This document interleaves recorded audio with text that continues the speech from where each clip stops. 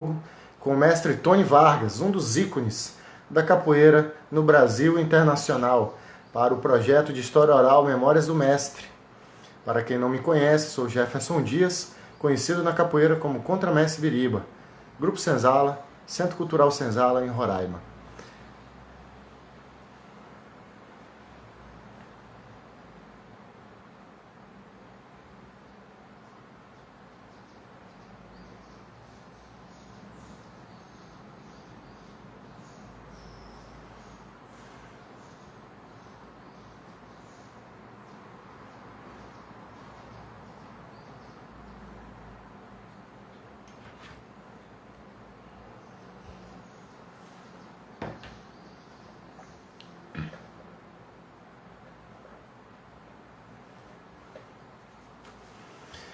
Grato, família Capoeira, pelo apoio. Olha só, siga a minha página oficial do Facebook, Biriba Capoeira Roraima. Sempre estou colocando novidades e os próximos encontros com outros mestres e mestras. E também ajude a compartilhar o perfil do Instagram, Biriba Capoeira Roraima, para que a família Capoeira tenha acesso a todas essas lives que há mais de 60 dias tenho realizados com vários mestres e mestras do Brasil e de outros países. Entrou o mestre, colocando agora, precisando a conexão. Voltamos para o segundo jogo, mestre. Pois é, vamos lá. Deixa eu terminar a história, né? Acabou a hora. Passou uma hora rápido. Nem vi. Então, eu tô te vendo tá no início. Pixado, como a gente está no início aqui, eu quero deixar registrado que... Ô, Biriba. Pode falar, mestre. Você tá pixelado, eu acho. Tá pra assim... mim tá normal. Deixa eu perguntar para a família aqui se todos estão assistindo a gente bem. Deixa eu ver aqui no meu celular. É porque é o seguinte, mestre, quando alguém liga para o nosso telefone... Agora eu tô te vendo. Interrompe a conexão. E se a bateria está acabando do celular, também vai interrompendo o vídeo. Mas o meu está carregando aqui, tá legal, ele está conectado. E, mestre, no primeiro jogo, antes do senhor continuar a história da diferença de malandros, aquela coisa que seu pai estava dizendo, teve presentes aqui vários países, né? Vários estados do Brasil, muitos mestres e mestras. Já deixa aí um registro de saudação aí desse início e vamos retomar a memória. Então, agradecer aí toda essa galera que sempre tem acompanhado as lives que eu faço, as coisas que eu faço. Agradecer muito, muito, muito. Em outro momento eu vou falar das mídias que a gente está fazendo. E agradecer também muito a você que tem se empenhado tanto, cara, por um trabalho tão importante, que é esse, né, de estar registrando a fala dos mestres, a história dos mestres e tudo mais, e ajudando tanto o Grupo Senzala também nesse momento de fazer um registro, fazer todo uma reorganização, né, e, enfim, referendar, e todo esse trabalho magnífico que você está ajudando muito a fazer, infelizmente está sendo feito. Mas vamos lá. Voltando lá à história do malandro, né, eu estava falando do meu pai, que meu pai fazia diferença... Da diferença da malandragem, né? Uma malandragem que era a malandragem mais braba, mais ativa, que eram os capoeiras, o pessoal que usava uma navalha, que usava tabaline. Geralmente esses caras tinham mulheres na zona de baixo meretrício, né, que eram mulheres ligadas a eles e tudo. Então esses caras eram bravos mesmo, eles estavam ali para tomar conta das coisas, né? E o papai pertencia a uma outra ala da malandragem, como eu estava falando. Malandragem da sinuca, do papo, do ganhar no papo e tal. E aí ele me contou isso, né, do Tarzan do Alfaiate, de Alfaiate, que era esse cara que passava muito forte, parecendo muito forte, e eles brincavam, Tarzan de Alfaiate, Tarzan de Alfaiate. E um dia, no fim de semana, eles estão lá jogando a sinuca, o cara entra de camiseta regata, né? Forte pra caraca.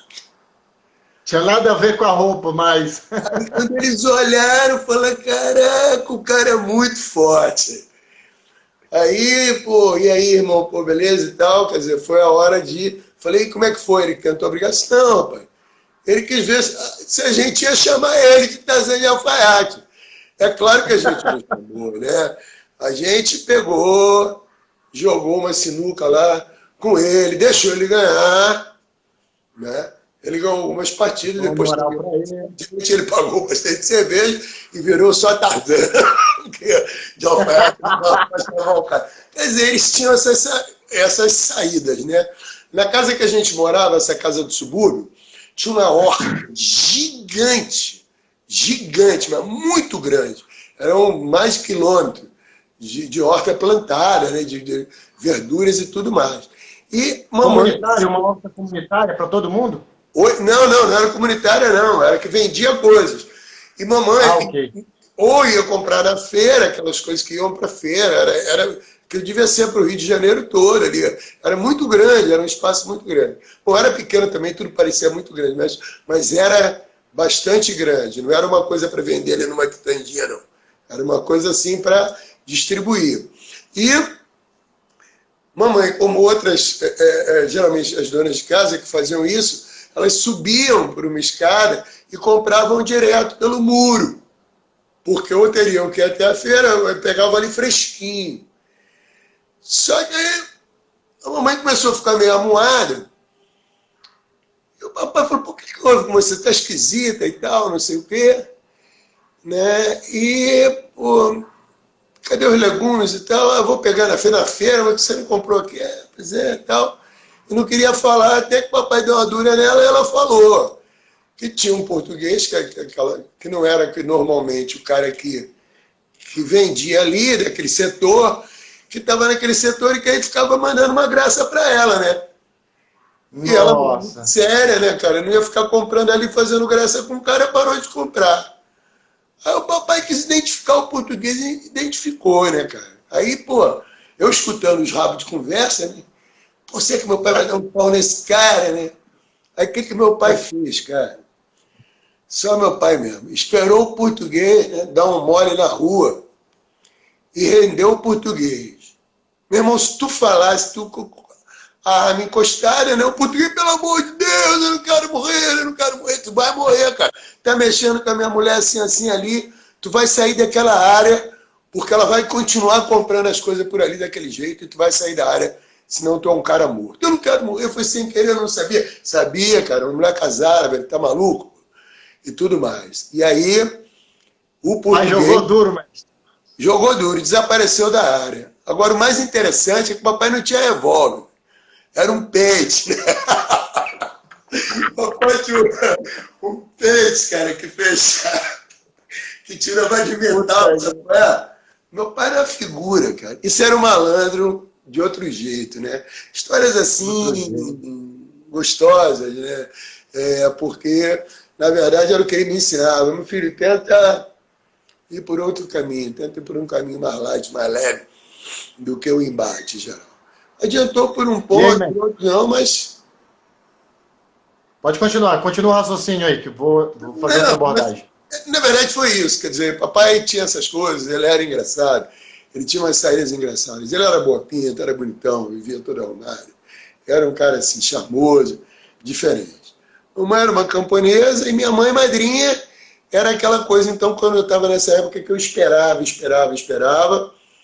e o dia que ela chegava era a coisa mais feliz da minha vida. Eu lembro que eu via lá na esquina, ela dobrando, eu corria, chorava de alegria, né?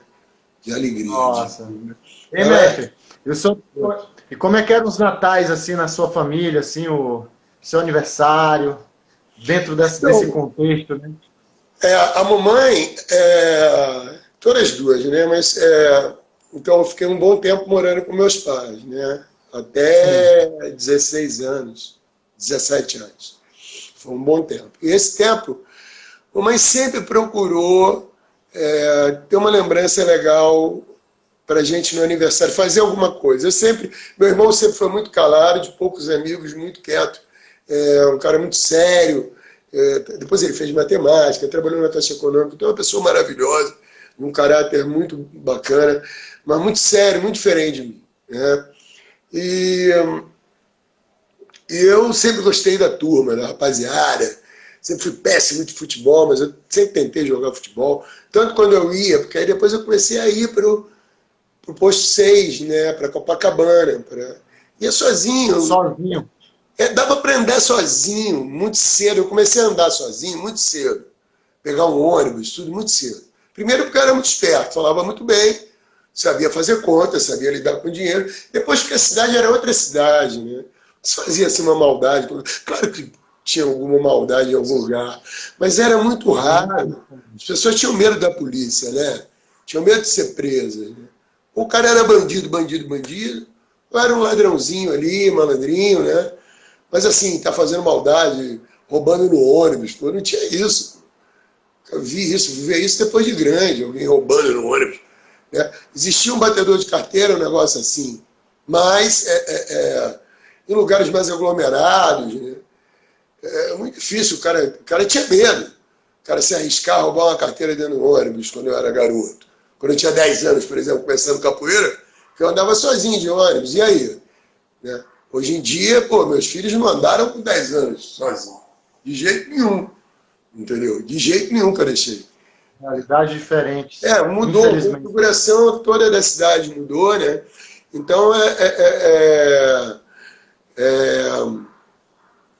como é que a gente faz? Quer dizer, na realidade, ali, eu fui construindo as minhas coisas, entendeu? Na escola. Eu lembro a primeira vez que eu escutei um tambor foi na escola.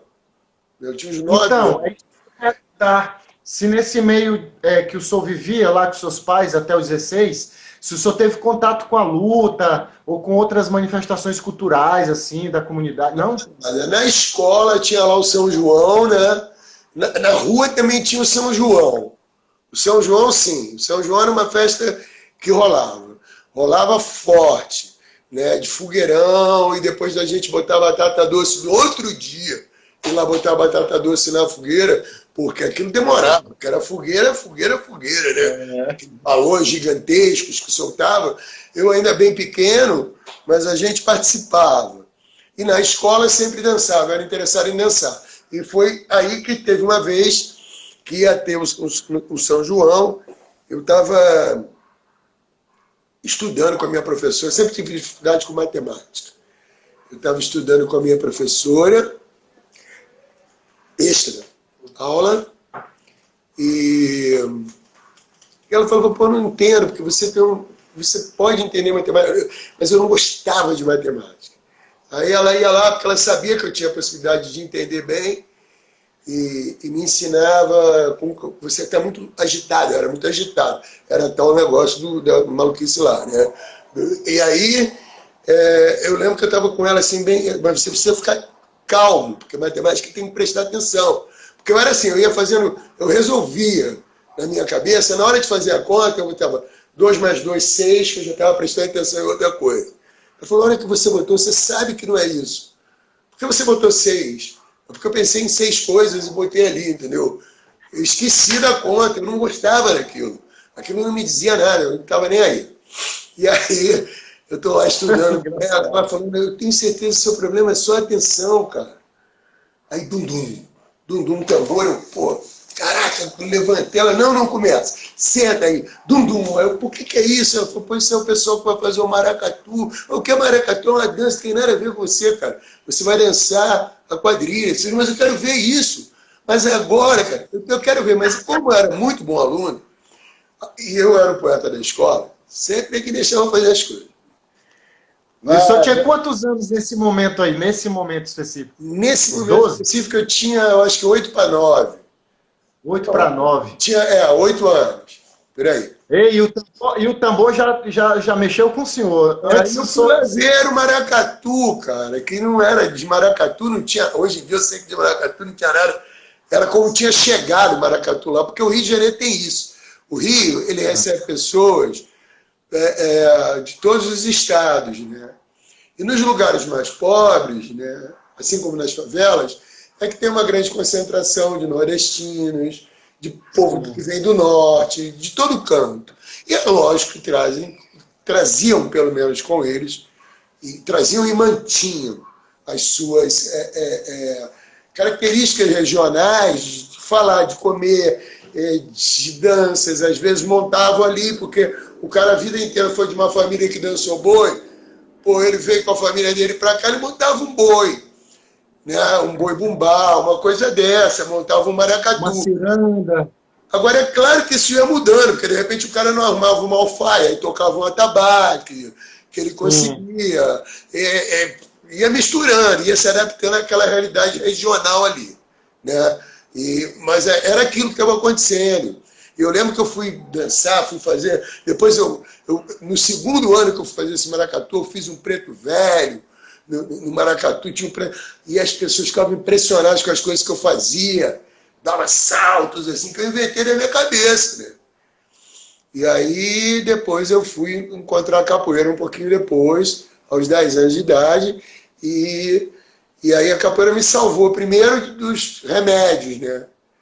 E depois... Mas esse primeiro contato foi aonde, especificamente? Na escola então, também? Não, foi através do meu primo. O meu primo já fazia capoeira, existia uma academia chamada Almir Ribeiro, ele fazia capoeira lá, judô, um monte de coisa. Mas o meu primo tinha grana, eu não tinha, né? Então, eu não fazia, era meu sonho. Eu falava com meu pai falava, pô, mesmo que a gente tivesse dinheiro, eu não queria dar dinheiro para fazer esse negócio de luta, porque negócio de luta o cara acaba morrendo. E aí me contavam uma história, né? Sempre tinha uma história, uma outra história. Aqui tem um lugar, como eu comecei a andar ali, ele me contou uma história que aconteceu ali. Tinha um café muito famoso, que era um café Palheta, nem sei se ainda tem, acho que não, lá. No lugar que chama Praça Espenha, que é um lugar de referência na Tijuca, que é a Zona Norte. A grande praça, que hoje em dia é uma parada de metrô, uma praça que eu amava, que tinha chafariz, ficava aquela água, era muito bonita ali. Né? E os casais, ali, aquela coisa bem... Eu sou muito romântico, né? Eu gostaria de ter vivido melhor essa época anterior. E aí ele conta que o cara chegou numa lambreta com uma mulher muito bonita, um cara muito magrinho, muito franzino, com uma mulher muito bonita. E ele conta que ele estava tomando um negócio, meu pai estava tomando um negócio assim um pouco afastado, e estava ali todo mundo. E tinham 3 caras muito fortes, provavelmente fisiculturistas, né? E falando alto, pararendo, não sei o quê, né? Se exibindo, né? E tudo mais. E esse cara chegou com essa menina, disse que realmente é uma mulher muito bonita. E os caras falaram, pô, como é que pode, cara? Uma mulher dessa, né? Pra estar com um cara desse, cara magrelo, não sei o quê e tal. E aí, olha o desafio. Diz que o cara parou e falou, pô, não é bacana vocês estarem fazendo isso, é minha noiva, pô. E vocês estão falando uma coisa como essa, eu não conheço vocês, não estou mexendo com vocês, né? E, pô, que falta de respeito é esse? Os caras falaram, você vai fazer o quê? Você vai bater na gente? Ele falou, não dá, né? Realmente, os caras falaram, você é um cara inteligente, não dá para bater na gente. Ele falou, para bater não dá, realmente não dá. Então tá bacana, então vamos embora. Aí, pô, o cara vai embora, aí, tá vendo? Vai andar com um cara desse, o cara não tem condição, o cara tem que ir embora. Então, aí o cara foi embora, botou a mulher na lambreta, foi embora. E meu pai falou, pô, ele achou que tinha alguma coisa errada, sabe? Malandramente foi saindo da reta, né? E os caras ficaram lá tirando onda, rindo pra caramba, o cara voltou e detonou os 3. Ele falou, isso que acontece com o valente. E uma coisa que não era comum naquela época. História forte, hein, mestre? Não era comum naquela época, mas falou que o cara já veio, já entrou atirando. Falou, ó, é isso aí, vocês são fortes, mas eu não gosto disso, né? Vocês me desrespeitaram na frente da minha mulher. Então, fica assim mesmo para vocês. E montou na lambreta e foi embora. Não sabe, né? Não sei se isso tem outro desenrolar. Mas papai me contou isso ficou sempre na minha cabeça, né?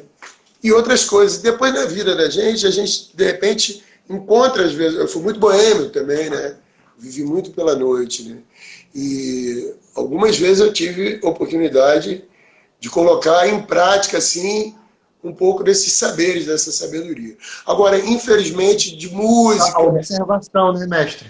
Tinha isso, agora não tinha, assim, música. Papai não era musical, não era de cantar, ouvia lá o radinho dele... Minha mãe madrinha cantava muito para mim. Cantava bolero, me fez gostar de música. Isso assim, música como um todo. Eram umas músicas profundas, hein? Meu avô adorava bolero. Eu sabia cantar aquilo tudo. Ela tinha um caderno, cara, com músicas. Ela cantava bem, tinha uma voz bonita. Ela me incentivou um pouco, mas assim, não tinha ninguém que tocasse o violão nem nada, não. Ela sempre me deu um pandeirinho, eu gostava muito no carnaval, adorava sair fantasiado. Tem foto minha pequenininho com fantasia de shake, de não sei o que, cowboy. Cowboy era sempre que eu adorava. Mestre, e o seu talento para musicalidade nesse período de infância, assim, porque o contexto familiar não era muito essa coisa da arte, né? E como é que foi o despertar disso também? Porque teve eu acho que as referências culturais que o senhor teve acesso na escola, querendo ou não, mexer um pouco com o senhor também, né? Mexeu. Esse negócio, por exemplo, mexeu comigo. Aí esse maracatu falavam coisas de religião, tinha as pessoas que falavam. Eu comecei a escutar. Minha mãe era católica, como eu disse. A gente ia à missa, né? Eu não gostava, cara, mas eu ia na missa, né? O senhor chegou a ser coroinha, depois fazer... Não. Isso, graças a Deus, ninguém me forçou, mas porque eu não gostava. Mas eu respeitava, né? E aí de mim que não respeitasse também.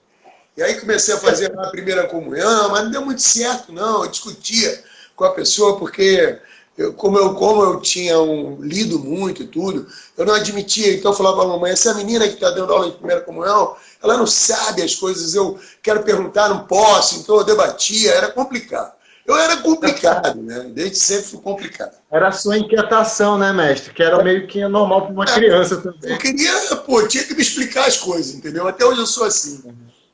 Pode me levar, mas tem que contar uma história. Né? Não é assim contar a história, é porque é. Então, por isso que eu digo que eu nunca teria sido bom no exército, né? Esse tipo de coisa que você não pode muito. Só obedece. Eu só me submeti a algum tipo de prática. Assim, no meu treinamento com o mestre Peixinho, no momento em que eu entendi que o treinamento era inquestionável. Era uma coisa de outra ordem, uma ordem mecânica. Eu tinha que repetir e não falar. Então, ali, eu me submeti àquilo, mas porque eu entendi primeiro. E o meu mestre nunca me obrigou. Né? Pelo contrário, até. Muitas vezes ele se surpreendeu. Tony, mas o que é isso, cara? Pela quantidade de repetições que eu estava fazendo, além do que ele tinha pedido. E eu lembro que uma vez eu falei assim para ele, pô, mestre, eu acho que eu peguei a corda vermelha meio que rápido, né? Naquele tempo não tinha tempo, tá? Isso é uma coisa que a gente precisa saber, não tinha tempo. Aí ele falou, depende. Eu falei, não, depende não, mestre. Olha só, eu entrei e falei, não, para de fazer conta dos anos. Não é isso que eu estou falando, não. Você lembra o quanto que você treinou? Eu não conheci ninguém que tenha treinado que nem você. Ele disse para mim. Aí eu fiquei assim, feliz, mas meio sem graça, assim, né? Porque o meu mestre não era de falar.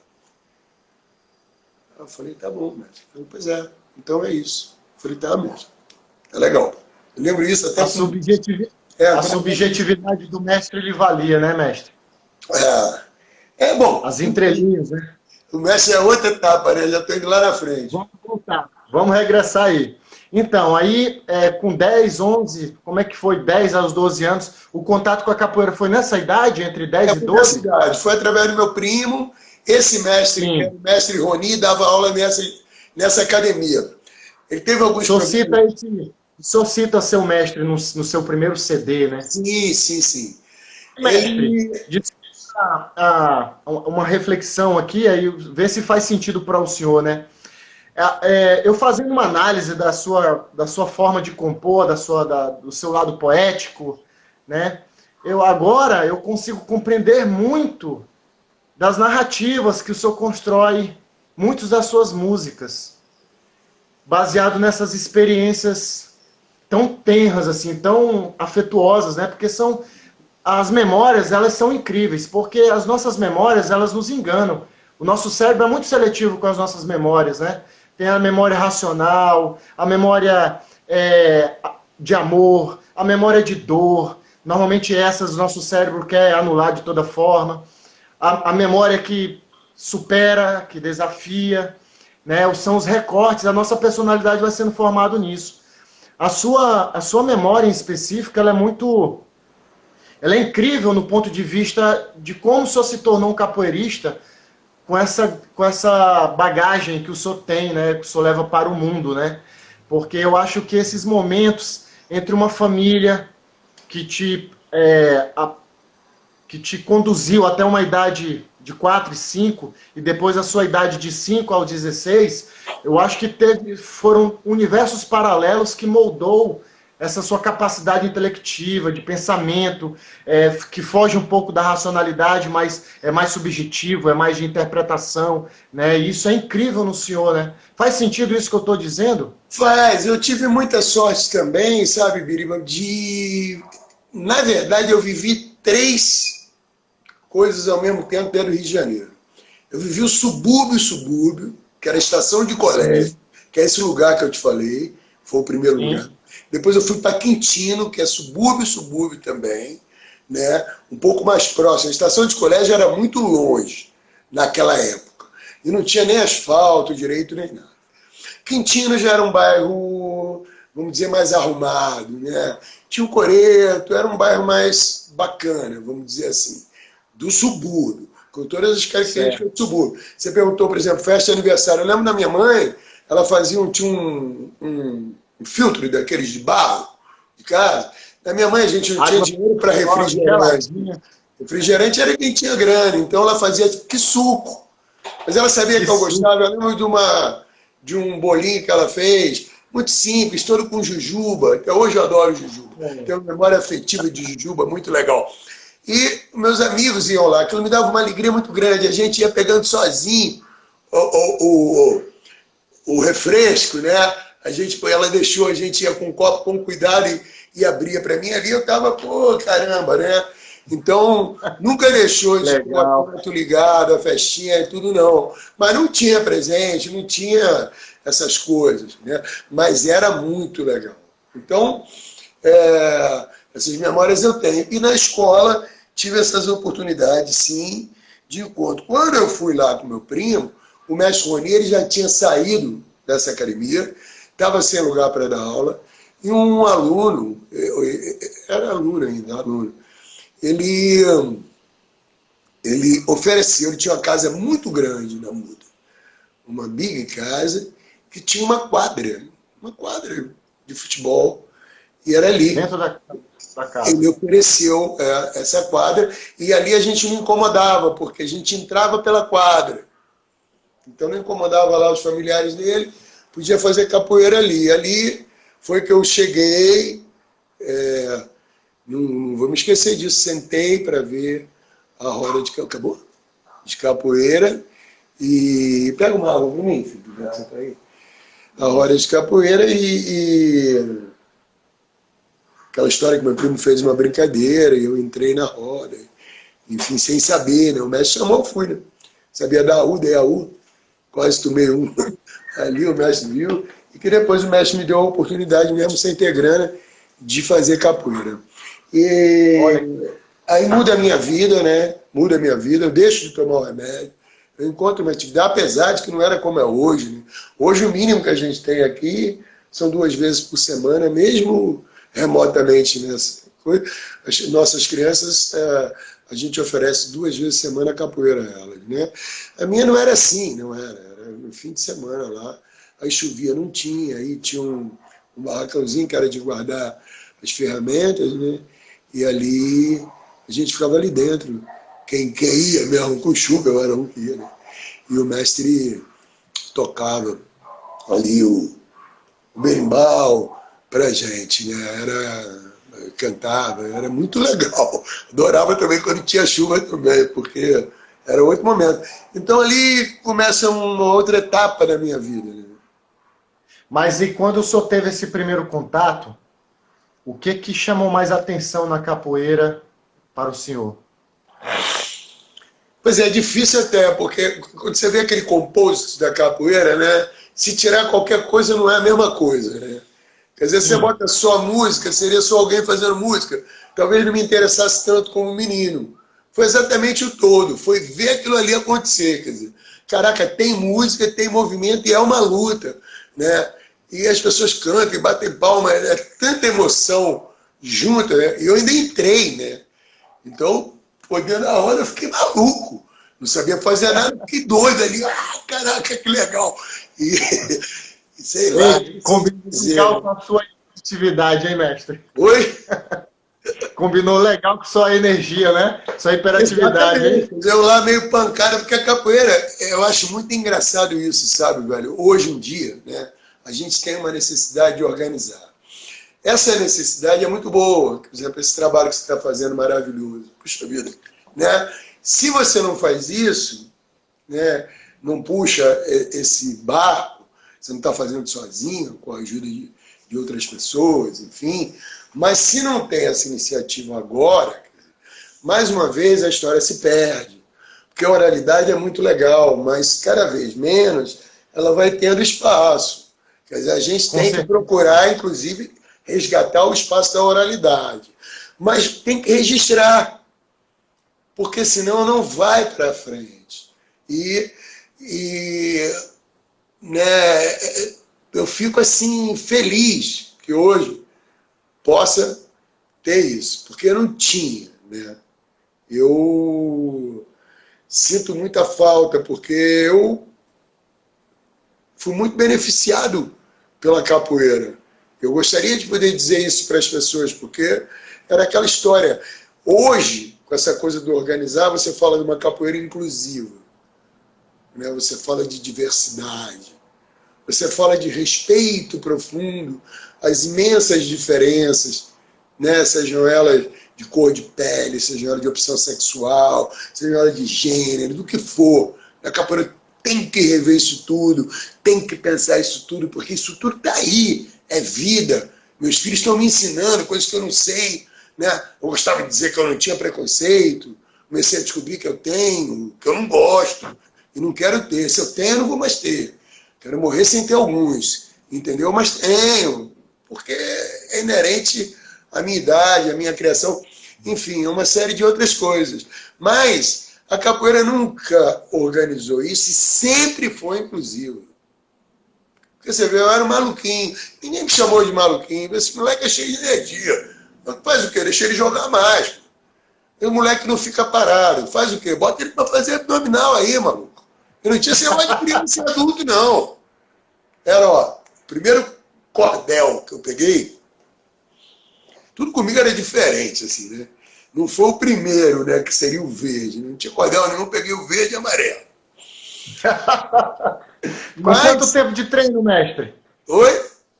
Com quanto tempo de treino? Não lembro. Talvez 1 ano, talvez menos, nem sei, não lembro. O que eu lembro é que eu lembro de 2 coisas muito legais relacionadas a isso. Quer dizer, um pouquinho antes disso era um amigo, que eu não vou nem citar o nome, de repente ele está por aí e tudo mais, né?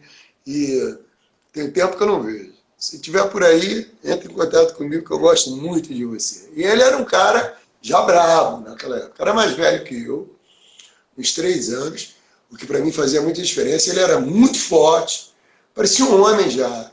Ele já tinha vivido experiências difíceis, sabe? Eu, por exemplo, era pobre, mas ele era da comunidade, que na época era favela. E era pesado. E ele, então, a gente saindo, ele falou assim para mim, estava perto já nesse primeiro momento, ele disse assim: ô Branco, tu não é mole não, rapaz.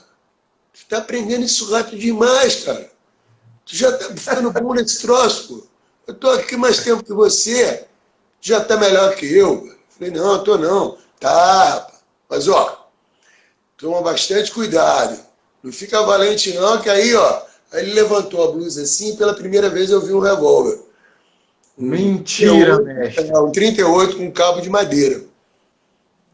Aí eu olhei e falei, ih, caramba, mas eu fiquei amarradão, e o revólver? Eu falei, rapaz. Você causou um estranhamento porque teu pai tinha te preparado, né? também, né? Não fala baixo, aí eu... Tá legal. Falei, mas fica tranquilo que eu gosto muito de você. Isso aqui é para os meus amigos, não, rapaz. Falei, pô, legal. Ei, mestre, ele era negro? Oi, era um negro amulatado, meio nordestino, assim, meio caboclo, sabe? Chamava de branco, né? Nessa época. Depois, um amigo... Ei, mestre, fala um pouquinho do seu mestre, do primeiro, Roni. Então, mas o Roni era um cara incrível, cara.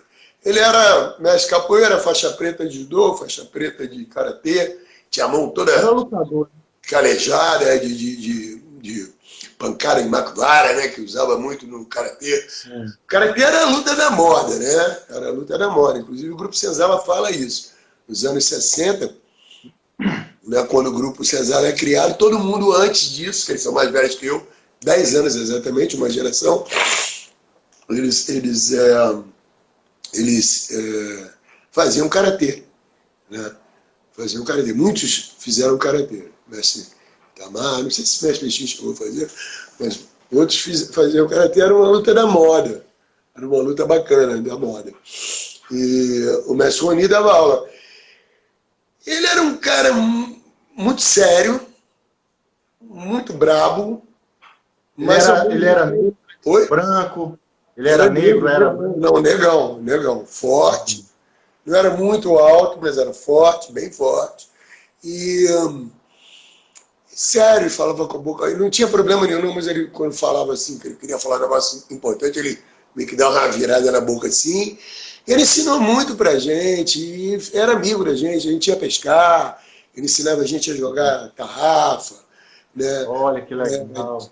A gente era bem discípulo, né? Só que e eu lembro que eu estava falando para pegar a corda, quando eu terminei o negócio, eu pensei que eu ia botar o cordel, botei nada, né? Ele fez uma fila indiana, fez um corredor polonês, e ficou lá do outro lado, balançando o cordel, falou, agora é o seguinte... Estou imaginando que vai acontecer. Se correr, passa de novo. Caraca, neguinho soltando a mão, né? E eu feliz da vida, né? Agora tinha que esconder do meu pai, né? As marcas na barriga, porque ele pisava na barriga da gente, você imagina. Se você fizer isso hoje, você vai preso, né? Então fazia aquele abdominal de sustentação, eu ficava naquele isométrico ali, só com a perna fora do ar, ele vinha e pisava. Ficava às vezes a marca, eu muito branco, sempre fui muito branco, ficava a marca, o tênis Tiger que ele tinha, que era o sonho da minha vida, ter um tênis daquele, né? Imagina. Eu trazido para ele, não sei o quê. Enfim, são lembranças e a gente muito feliz. Eu fui muito feliz, com o mestre Roni, eu fui até o cordel azul e amarelo.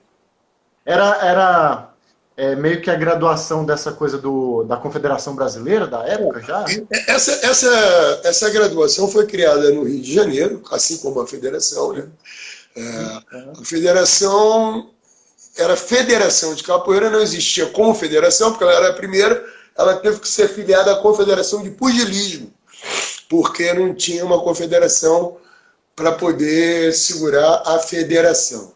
Né? Certo. Teve, entre outros, o grande mestre Mendonça, que eu tive a honra de conhecer, e que estava bem à frente desse movimento da federação. E o mestre Roni seguia esse sistema de graduação. Né? Verde, era cordel, rabo de rato, trançado. Sim. Verde, trançado. Amarelo. Né? Eu peguei logo verde, amarelo e azul. E aí, nesse momento, o que significou isso para os seus pais, assim? Porque o senhor já estava treinando, já estava... Depois de um tempo, eles sabiam que eu fazia capoeira. Meu pai não dava muita bola, não queria saber muito, porque ele não gostava. Né? Minha mãe também, porque também não tinha essas festas que tem hoje, essa coisa que você pudesse levar os pais. Não tinha capoeira. Né? Bom, meu primeiro mestre falou para mim assim, ó, você não fala para as pessoas que fazem capoeira. Porque isso não vai ser bom para você. Ele falava isso? Você guarda isso. Né? E não tinha camiseta, né, de capoeira, camiseta, não tinha essas coisas. Ele dizia que era melhor que as pessoas não soubessem. Porque se você precisasse usar também, ninguém ia te identificar como lutador. Né? Olha, então... uma sacada para a época, né? Para preservar a época também. Você né? vê que ele era uma outra mentalidade. Né? Hoje eu vejo meus filhos, eles vão até para uma coisa social com a camisa de capoeira. Pô. Eles têm maior orgulho de ser capoeira, eles se amarram. Às vezes tem que falar, tira essa camisa de capoeira, menino, bota a camisa aí. Bota a camisa de capoeira. Com a calça de capoeira, tira essa porra, essa calça de capoeira, bota uma calça direita. Não, os caras vivem com a coisa de capoeira, né? Todo mundo anda com o seu birimbau, tem o maior prazer. A gente não podia, primeiro que não tinha, né? Então, era outro momento, era outra percepção da capoeira, né? Que foi mudando assim meio rápido, porque você vê, era o início da federação, e isso Sim. foi mudando. Quando eu cheguei no Mestre Touro, aí eu... O senhor ficou quanto tempo com o Mestre Rony? Uns 2 anos? Não, 6 anos, 5 anos. 6 anos? Por aí. Foi um bom tempo. Também, a gente não pode pensar em 5 anos de capoeira hoje, fazendo capoeira todo dia. Por exemplo, isso é uma coisa, inclusive dentro do grupo, né, a gente tem ainda, tem que ter, né, mas tem que ser revista essa questão do tempo. Né? Quanto tempo, por exemplo, antes eu estava falando isso. Estou aqui vendo aqui, está aqui do meu lado um exemplo, meu filho Gabriel. Né? Pô, esse cara nasceu na capoeira. Tem foto dele muito pequeno fazendo capoeira. Porque já tinha capoeira para criança pequena que eu mesmo inventei, quer dizer, então, desenvolvi aqui. Então, esse cara está na capoeira a vida inteira. Quando ele tem 21 anos, ele tem uma vivência real. Porque não, isso é um outro erro que a gente comete. Uma vez me disseram isso. O Nenel era pequeno. Eu digo, rapaz, não fala isso não, mano. Porque ele estava ali sentindo o sangue do pai dele, sentindo a vibração do pai dele, era pequeno. Era pequeno para fazer uma organização intelectual do que estava acontecendo. Mas tem coisa que passa por osmose, meu amigo. Já vai experimentando, né, mestre? Desde nascer. Ele vai sentindo a vibração. Quando o Nenel toca o birimbau, você fechar o olho é mestre bimba. Isso não tem nada a ver com uma aprendizagem só do toque. Ele tem, né, com a técnica, não é só isso. É uma outra coisa. E essa outra coisa, às vezes, alguém que tenha feito a vida inteira não vai conquistar. Que é um determinado balanço, que é uma determinada questão. O cara pega, por exemplo, estava dando como exemplo o Gabriel. Cada um tem um exemplo. Dando o Gabriel porque ele está aqui do lado. Eu estou vendo ele, eu me lembrei. O Gabriel faz uma negativa que eu chamo de negativa de subúrbio. Essa negativa é uma negativa que eu usava no Mestre Rony, muito mais ainda no Mestre Touro, e que eu fazia muito. E ele faz. Ela é difícil de fazer? Não. Não é que ela seja fácil ou difícil de fazer. Ele faz com o espírito daquela negativa. Então alguém que olha ali vai falar, pô, você é Mestre Touro, pô. Ele nunca teve aula com Mestre Touro, pô. Ele saiu da maternidade no colo do Mestre Peixinho. Então, ele aprendeu como, né? De ver comigo. Eu também não uso essa negativa mais, há muito tempo. Mas ele pegou, comecei, falei, né, mostrei alguma hora e tal. Ele pegou e faz parte da propriedade dele. Então tem coisas ainda nessa transmissão de conhecimentos que se dão através de outras vias. Né? Isso que eu quero dizer. Então fiquei ali com o Mestre Rony, com ele aprendi muito, muita coisa legal, de vida também, e que me valeram muito, em muitas situações. Muitas. Sim, mestre. Oi. Antes da gente sair do Mestre Rony, dessa vivência, o senhor lembra a primeira música que o senhor teve que decorar nesse tempo de treino com o Mestre Rony, que era característico dele, que ele gostava de cantar? O senhor lembra alguma música? Engraçado, ele cantava meio numa levada de Mestre Bimba, né? Porque eu acho que já existiu o disco, né? Ele deve ter tido acesso. Ok. Eu acho que ele tinha o disco. Ele cantava assim, sim, não. Vou dizer a meu senhor que a manteiga derramou. Eu lembro que quando eu escutava as músicas de capoeira, eu vibrava, eu queria cantar. Mas esse negócio de cantar capoeira não era assim, como é hoje também. Por exemplo, pô, Sim. na aula dos meus filhos com as crianças, aí eles vão lá, eu acho tão bonitinho, os meninos com 6 anos, às vezes com menos, 4 aninhos, 5 aninhos, né? Tem a hora que eles vão cantar, agora você vai cantar, e o menininho canta assim, sim, sim, teve um menininho, fez uma música, né? E fez uma música, por que ele fez uma música? Sentiu tão à vontade, ele fez uma música. E faz sentido a música dele. Muito legal. Né? Do barco, ele fala do barco. Né? Como é a música do barco? O pescador não soube remar e o remo caiu. Ele foi remando com sua mão até a Bahia. O pescador não soube remar e o remo caiu. Ele foi remando com a sua mão até a Bahia, com essa melodia, hein? Só que esse moleque... Com campo harmônico tudo, a letra e a melodia e tudo? Esse moleque tem 4 anos, cara. Nossa! Legal! E é um desses moleques que é agitado pra caraca, que causa um monte de problema, entendeu? Porque é agitado, de repente fica nervoso, mete pau num, no outro, enfim... são essas questões. A capoeira ela é inclusiva, sempre foi. E ela dá esse espaço. Quando esse moleque que já estava causando problema, que a gente pôde mostrar essa música, foi uma alegria tão grande para ele e para os pais, uma coisa positiva na vida dele. A capoeira me deu uma coisa positiva. Me mostrou uma coisa positiva, você está entendendo? Então, eu acho fantástico, porque a minha história, pô, legal, de repente alguém, alguma hora, vai falar, pô, que bom que tem a história do Mestre Tony registrada, né? Não se perdeu, porque esse cara foi importante em uma determinada época, por isso ou aquilo. Eu fico muito orgulhoso. E, aliás, é a única ambição que eu tive e tenho em toda a minha vida. Nunca me interessou carro, casa, até deveria ter me interessado um pouco mais por essas coisas, porque a minha condição é muito precária por isso. Nunca tive grandes ambições intelectuais, nunca gostei de ser burro. Gosto de saber as coisas. Né? Mas a minha grande ambição sempre foi fazer uma diferença no sentido de poder trazer alguma coisa de bom para as pessoas, entendeu?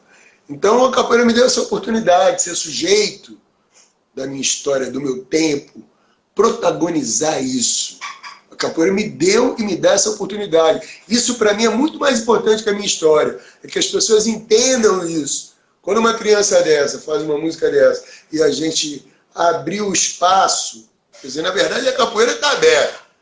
Cabe ao profissional.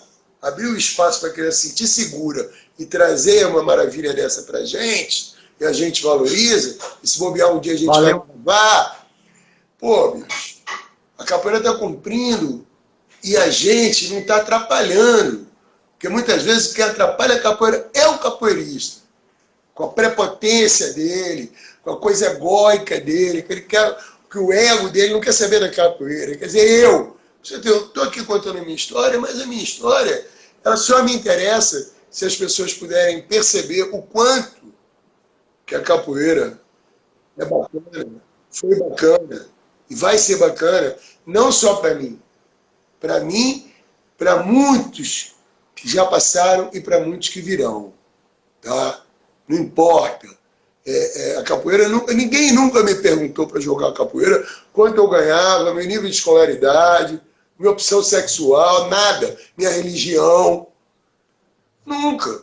Nem eu estou fazendo um programa novo agora, eu fiz um programa com as minhas clássicas lá, né? Até fazer uma propaganda aí, pessoal, dá uma olhadinha lá no Mestre Tony Vargas Oficial, no YouTube, no canal. Eu aproveitei aí esse tempo difícil, né? de isolamento e tudo, para resgatar o canal lá, com a Cristiane, e ela está batalhando para o canal ser revitalizado, e a gente lançou as clássicas, fizemos uma série que terminou, essa semana já entra a nova série, que vai chamar Encontros, né? Onde eu vou estar um pouco mais livre, com música que eu faço na hora, com música, enfim, contando os causos, um pouco mais solto, assim, mostrando as coisas dos livros e tudo mais. E eu fico o tempo todo, quer dizer, quando eu estou fazendo esse novo programa, pensando nisso. Capoeira é tudo de bom, quer dizer, ela é inclusiva, ela recebe as pessoas, ela permite que esses encontros sejam limpos de preconceito. Então eu falo no encontro da roda, eu falo no encontro de você comigo mesmo. O que eu estou fazendo aqui um pouco é isso, é falar, em primeiro lugar, desse encontro que a capoeira me permitiu comigo mesmo, né? Olha, cara, você tem valor, pelo menos aqui você tem valor. Você é meio maluquinho, você é meio agitado, mas aqui você tem valor. Vai ter um lugar para você. A capoeira inventa um lugar para você, ou permite que você invente o seu lugar nela. Ela é mãe, cara. Ela recebe, ela se amolda os filhos, sabe como é que é? Aí vem o capoeirista cheio de regra, cheio de bobagem, cheio disso, daquilo. Então, não, vamos usar, sim, as regras que têm que ser usadas, as metodologias, para criar coisas boas, não para engessar a capoeira. Né? Essa que eu estou contando aqui não é a minha história. Essa história que eu estou contando, a minha eu vivi, pô. A minha está marcada em mim, pô. As minhas cicatrizes, né? Internas e externas. Então não vamos misturar as coisas. Agora a gente pode fazer isso que a gente está fazendo, que bom. Vamos fazer, vamos respeitar, vamos valorizar. Agora, não se pode perder o oral, porque quando o mestre Leopoldina olhava para mim e falava uma palavra, eu aprendia 10 anos de capoeira. É isso mesmo. Entendeu? A oralidade é extremamente importante para a continuidade da capoeira, mestre. Hein, mestre? Esse tempo que o senhor ficou com o mestre Roni foi até que ano? 78, por aí? Não. 76? Foi antes. O mestre Toro, no mestre Toro, é que eu tenho dúvida do tempo que eu fiquei lá. Porque o mestre Roni começou a sofrer muitos problemas, ele teve problemas sérios, inclusive com drogas, ele acabou na rua, né, como morador de rua. Nossa, meio trágico. Foi muito difícil, porque ele era um homem muito orgulhoso, né? Ele era lutador, ele era orgulhoso. Pra você calcular, o mestre Roni, ele já estava como mendigo, morador de rua, e ele falou uma coisa, chamou uma menina de bonita, que a menina passou, e a menina foi lá e chamou a polícia, disse que estava mexendo com ela, com as pessoas que estavam passando. E veio um soldado da polícia, um PM, um polícia militar, e ele falou pro cara que não estava não. O cara falou, porque senão ele te mete o couro. Ele falou, mas só você? E eram dois, né? O cara, como é que é, velho? Falou, pô, só você? O outro falou, por que você quer apanhar de dois? Ele falou, você também? Aí fica um pouco mais legal. Daí, mas vocês vão pegar a arma, se fosse a arma. Falou, rapaz, você está querendo dizer que você é um mendigo? Você falou, pô, então vamos ver. Aí ele bateu nos dois, cara. E bateu nos dois, chamaram mais, e aí os caras fizeram covardia mesmo. Pegaram um cacete em 5 ou 6 e machucaram ele. Mas ele era bravo, era muito bravo. E ele era um cara orgulhoso. Então, para ele foi muito difícil esse final, e para a gente também, porque a gente não tinha condição de continuar com ele. Como é que ia fazer? Ele não tinha mais academia, ele estava na rua. Eu lembro ainda de eu ir lá, eu já estava no mestre Toro, fui fazer uma visita, que eu consegui um pouquinho, uma academiazinha, mas depois ele pirou mesmo, aí já não dava mais. E aí eu encontrei o mestre Toro, né, que é outro subúrbio, porque o subúrbio que eu morava era subúrbio. Onde eu comecei capoeira não era subúrbio, era Zona Norte. Tem uma diferença, E onde o mestre Toro estava era subúrbio, né, da Penha, tudo que é outro. Eu não estou falando isso, assim, a questão não é financeira, não é nada. É porque a cultura é outra cultura, hoje em dia menos, mas na época essas coisas demarcavam não só espaços geográficos, mas culturais também, principalmente da capoeira. Né? Então o comércio Roni era de um jeito, primeiro quando eu vi o mestre Toro, eu falei, caraca, velho, que isso? O cara fazia coisa, o mestre Roni jogava uma capoeira simples, perigosa, ele era brabo, forte. Pô, o mestre Toro, quando eu vi, eu falei, que isso, cara? O cara bota a cabeça no chão e fica rodando. O cara primeiro era muito mais forte que o mestre Roni. Era forte pra caraca. Né? Há pouco tempo eu mostrei para os meninos aí uma foto que veio do mestre Toro jovem. Bom, que você calcular, irmão. O mestre Tony, uma vez, eu entrei na academia, ele estava fazendo supino com a barra, meio que envergando, cara.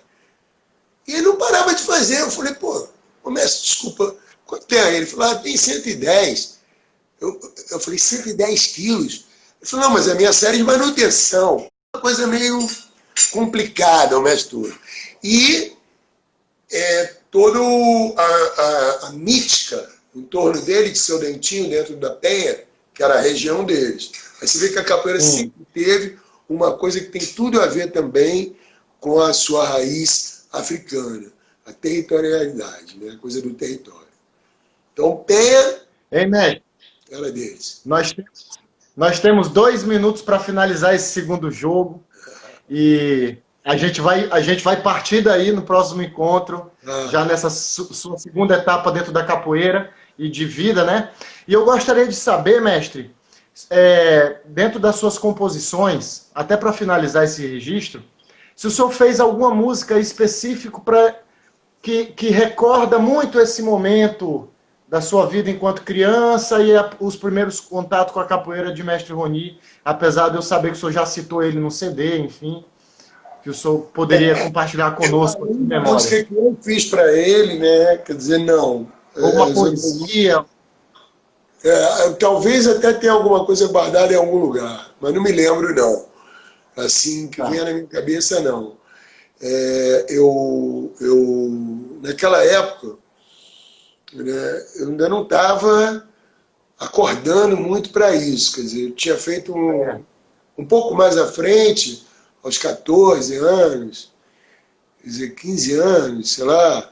Eu fiz a minha primeira música, que eu tenho aí, aparece nesse projeto Clássicas, que é o Queria Ser Crioulo. E depois, bem depois, é que eu faço uma primeira música que eu considero música de capoeira, que é Minha Pele Negra, que a pele é negra, e que eu considero porque eu vejo que as pessoas se tocam com a música, mas já no Mestre Peixinho. Então já é 77 para cá, final dos anos 70. Tá? É outra etapa. Foram várias etapas assim, né? Mas eu tenho encontro com a senzala no meio dos anos, mais ou menos, do meio para o final dos anos 70. Né? O Mestre Toro 75, né? 74, 75.